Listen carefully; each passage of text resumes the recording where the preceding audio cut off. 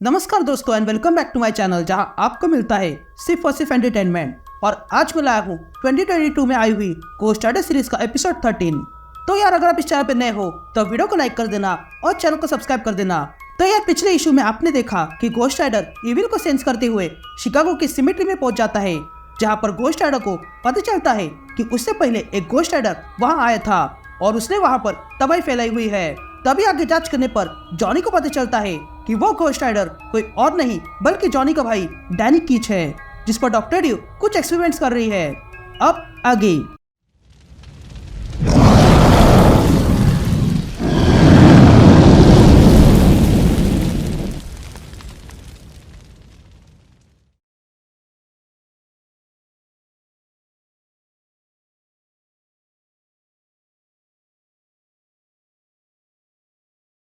All right gang, तो issue की शुरुआत 6 महीने पहले होती है, जहां हम एक बार में डैनी किच को देखते हैं। तभी डैनी वहां की किसी आदमी से कहता है कि ये इम्पॉसिबल है, तुम ये कर नहीं सकते हो। ऐसा ही मुझसे कहा था जब मैं 7 या 10 साल का था। मेरे पास तब BMX था और मुझे उसे लेकर जंप मारनी थी और वो जंप एक अपार्टमेंट के 4th फ्लोर से थी। तुम लोगों को लग रहा होगा कि ये बेवकूफ़ी है, लेकिन मुझे इसके लिए $10 मिलने वाले थे। ये कहते हैं डैनी स्नूकर की मैच जीत जाता है और वहां से पैसे लेकर निकलने लगता है। लेकिन जिसे डैनी ने मैच में हराया था वो आके डैनी पर अटैक करता है, लेकिन पीछे से डॉक्टर ड्यू आती है और उस आदमी को इलेक्ट्रिक शॉक देके बेहोश करती है और डैनी से पूछती है कि क्या मैं तुम्हारे लिए ड्रिंक ला सकती हूँ। फिर कुछ देर बाद डैनी डॉक्टर ड्यू से कहता है कि मैं तुम्हें जानता नहीं हूँ, लेकिन तुम्हें मुझसे कुछ ना कुछ काम तो होगा ही। जिस पर डॉक्टर ड्यू कहती है कि हम तुम्हें ही ढूंढ रहे थे और फाइनली तुम मिल गए हो। तभी डैनी डॉक्टर ड्यू से पूछता है कि क्या ये मेरे काम का है या फिर हम दोनों का। जिस पर डॉक्टर ड्यू डैनी से कहती है कि तुम अच्छी स्पिरिट हो और मैं तुम्हारे लिए एक काम लाई हूँ। फिर स्टोरी प्रेजेंट में आती है, जहाँ पर जॉनी एजेंट वॉरड के साथ साउथ कैरोलिना आ जाता है। जहाँ पर आते ही जॉनी देखता है कि वो जगह पूरी तरह जल चुकी थी। तभी ये देखकर जॉनी एजेंट वॉरड से पूछता है कि ये जगह किसी तरह का सेक्स क्लब था। जिस पर एजेंट वॉरड जॉनी से कहती है कि हाँ था, लेकिन यहाँ पर डिमोनिक वर्शिप होती थी। इन लोगों ने इस क्लब में एक डीजे को हायर किया था जो खास तरह की बीट्स बनाता था, जिसे उसने पल्स ऑफ हेल नाम दिया था। अगर ये लोग जिंदा होते तो पता नहीं क्या करते। तभी जॉनी तालिया से पूछता है कि ये लोग कैसे मर गए। ये कहते ही वे दोनों उस क्लब के अंदर घुस जाते हैं, जहाँ पर बहुत सारे लोगों की लाश जलकर गिरी हुई थी। तभी तालिया कहती है कि ये बीट्स बहुत स्ट्रांग है, मैं उसे अब भी महसूस कर सकती हूँ। तभी हमें वो क्लब की कुछ झलकें दिखा देती है, जिसमें वो डीजे लोगों को वो बीट सुना रहा था। तभी आगे तालिया कहती है कि यहाँ इस क्लब में सारे लोग उस बीट्स को सुनने में मग्न थे, लेकिन फिर एक पल में सारे लोग राख बन गए क्योंकि वो यहाँ आ गया। लेकिन इन लोगों में एक औरत ही बच पाई, लेकिन वो पूरी तरह जल चुकी है। तभी जॉनी तालिया का हाथ पकड़ लेता है और देखता है कि उस क्लब में डैनी किच घोस्ट राइडर बन के घुसा था और उसने ही सब लोगों को मार डाला है। तभी आगे तालिया कहती है कि उस क्लब के एग्जिट बंद कर दिए गए थे और बंद करने वाला कोई साधारण आदमी नहीं है, बल्कि वो ऐसा आदमी है जिसके फेस और हाथ में फ्लेम्स है। तभी ये देखकर जॉनी कहता है नहीं, डैनी ऐसा कर नहीं सकता है। अब स्टोरी फिर से 6 महीने पीछे जाती है, जहाँ हम डैनी को देखते हैं जो डॉक्टर ड्यू के साथ उस लैब में आता है। तभी डैनी वहां एक डीमन को देखता है जिसे खोल के रखा था। तभी डैनी डॉक्टर ड्यू के साथ आगे बढ़ता है। तभी डैनी डॉक्टर ड्यू से पूछता है कि ये सब किस तरह चलता है।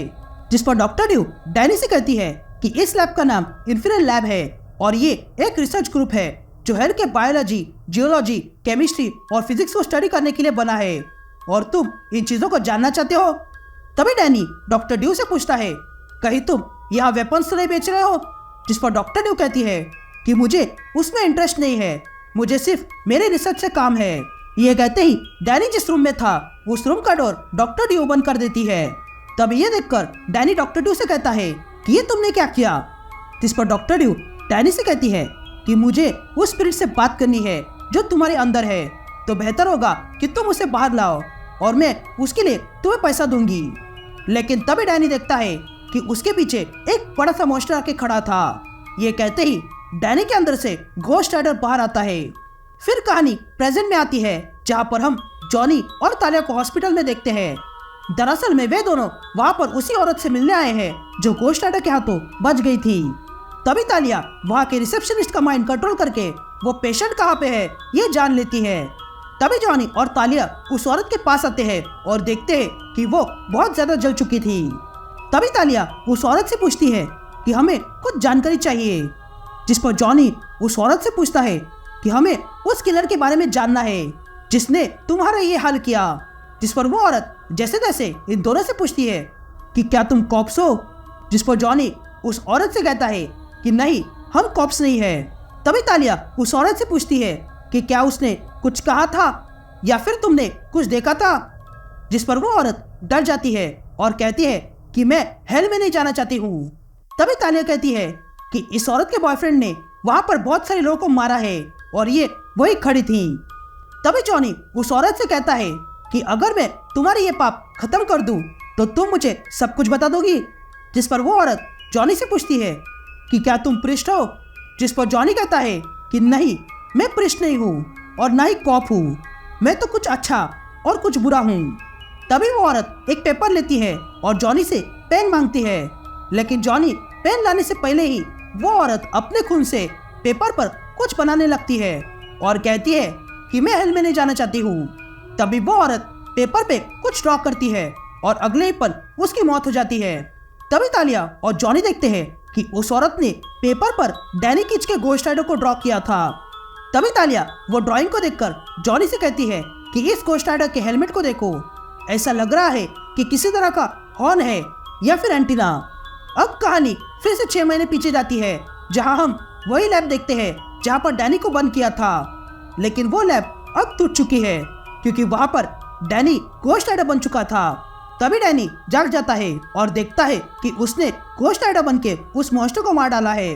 तभी डॉक्टर ड्यू डैनी से कहती है कि तुमने अच्छा काम किया, अब तुम कैसा महसूस कर रहे हो, जिस पर डैनी कहता है कि ऐसा लग रहा है कि मेरा दिमाग गर्म हो गया है, लेकिन टेंशन की बात नहीं है, ये घोस्ट राइडर बनने के बाद का हैंगओवर होता है। तभी डॉक्टर ड्यू डैनी को अपने ऑफिस में लाती है और कहती है कि तुम तो श्राप के साथ जी रहे हो, अगर मैं कहूँ कि मैं तुम्हें इस श्राप से आजाद कर दूं तो, जिस पर डैनी डॉक्टर ड्यू से पूछता है कि तुम कहना क्या चाहती हो। तभी डॉक्टर ड्यू डैनी के सामने कुछ न्यूज आर्टिकल्स रखती है और कहती है कि ये सारे डैमेज रिपोर्ट है जो तुमने इतने सालों से किए हैं, और अगर इसका हिसाब करें तो वो आंकड़ा मिलियंस के पार हो जाता है और तुम्हारे कारण बहुत से लोगों की जान गई है। तभी डैनी डॉक्टर ड्यू पे गुस्सा होने लगता है, लेकिन तभी डॉक्टर ड्यू डैनी से कहती है कि मैं तुम्हें इस श्राप से आजाद कर सकती हूँ। तभी डैनी वहां पर रखी एक फोटो देखता है और कहता है कि ये फोटो किसका है, जिस पर डॉक्टर ड्यू कहती है कि ये फोटो मेरी और मेरे भाई की है, जिसे डीमन ने पोजेस किया था जब वो 14 साल का था। मेरे पेरेंट्स ने एक्सोर्सिस्ट को हायर किया था, लेकिन रिचुअल्स के दौरान मेरा भाई खिड़की के बाहर कूद गया और उसकी मौत हो गई। उसकी मौत के कारण ही आज मैं यहाँ पर हूँ। तभी आगे डॉक्टर ड्यू डैनी से कहता है कि मैं यहाँ जो रिसर्च कर रही हूँ उसके लिए मुझे फंडिंग चाहिए और वो मुझे पैसे वाले लोगों से मिलते हैं। मैं तुम्हें आज़ादी देने वाली हूँ, ये सब जब खत्म होगा तब तुम इस घोस्ट राइडर से अलग हो जाओगे। ये कहते ही डैनी अपने कान बंद कर देता है और कहता है कि ये बात वो भी सुन रहा है, क्या तुम चाहती हो कि वो बाहर आ जाए। तभी डॉक्टर ड्यू एक एग्रीमेंट डैनी के सामने पेश करती है और कहती है कि बस इसे साइन कर दो। अब कहानी फिर से प्रेजेंट में आती है, जहां पर हम एक डेटा सेंटर देखते हैं और तब वहां हम देखते हैं कि ताले ने सबको बेहोश कर दिया था। तभी वहां एक लड़की ताले और जॉनी से कहती है कि अगर डैनी ने जो हेलमेट पहना है उससे कोई फ्रिक्वेंसी निकल रही है तो मैं उसे ढूंढ निकालूंगी।